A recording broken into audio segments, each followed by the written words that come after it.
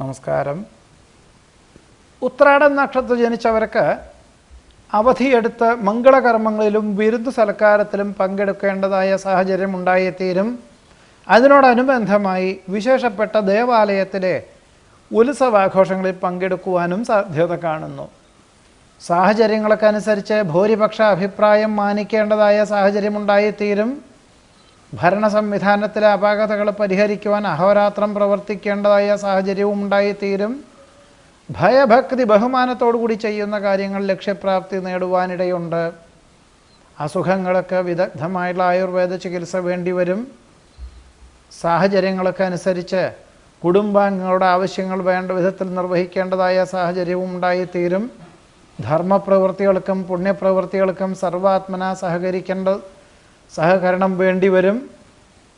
ഗുരുകാരണവന്മാരുടെ അനുഗ്രഹാശീസ്സുകളോടുകൂടി ചെയ്യുന്ന കാര്യങ്ങളെല്ലാം തന്നെ ഫലപ്രാപ്തി നേടുവാനിടയുണ്ട്.